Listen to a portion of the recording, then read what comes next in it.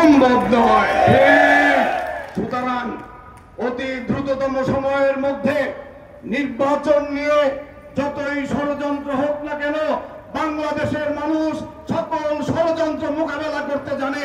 বাংলাদেশের মানুষ সকল মোকাবেলা, সকল ষড়যন্ত্রের জাল ছিন্ন করে ইনশাআল্লাহ আগামী ফেব্রুয়ারি মাসে যে নির্বাচন হবে, সেই নির্বাচন অবশ্যই বাংলার মাটিতে হতে হবে এবং এই অন্তর্বর্তীকালীন সরকারকে দিতে হবে। আপনারা এখানে যতজন বক্তব্য রেখেছেন, আমি সবার বক্তব্যের মধ্যে শুনেছি আপনারা বলেছেন আমাকে যেন এমপি নমিনেশন দেওয়া হয়। আপনারা কি বলেন? বক্তারা তো বলেছে, আপনারা কি বলেন? এইখানে সিদ্ধিরগঞ্জের 10টি ওয়ার্ডের প্রত্যেকটি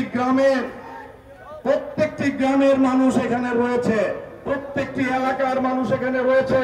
আমি বিশ্বাস করি সিদ্ধিরগঞ্জের এই প্রত্যেকটি এলাকার মানুষ, 10টি ওয়ার্ডের মানুষ যদি জেগে ওঠে, তাহলে অবশ্যই সেই নমিনেশন আমার কাছ থেকে নেওয়ার ক্ষমতা বাংলাদেশের।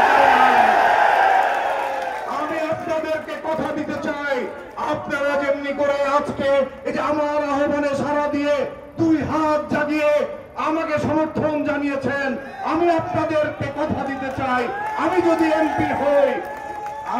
এমপি হই তাহলে অবশ্যই আপনাদের পাশে থেকে, আপনাদের ভাই হিসাবে, আপনাদের সন্তান হিসাবে, কারণ আমি এখানে দেখেছি আমার এলাকার অনেক মুরব্বীরা এসেছে, আমি তাদের সন্তান তুল্য।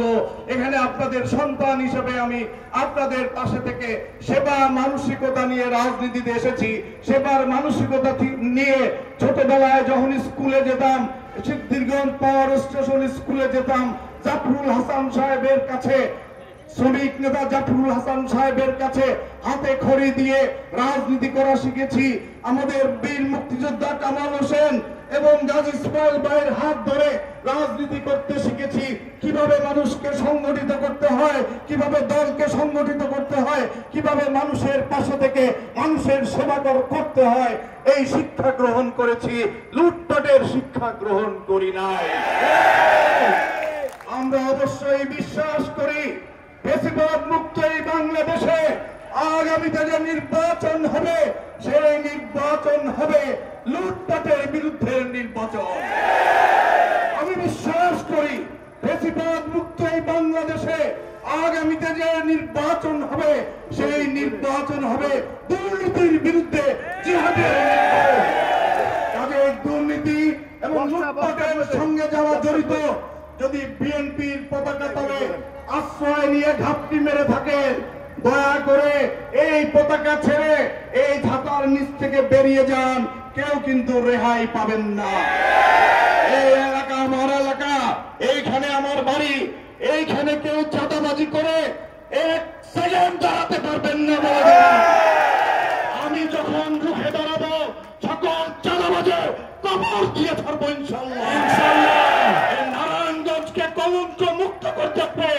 নারায়ণগঞ্জকে যারা কলঙ্কিত করেছে, এই নারায়ণগঞ্জে যারা গডফাদারের জন্ম দিয়েছে, তাদের কবর রচনা হবে আগামী নির্বাচনের মধ্যে।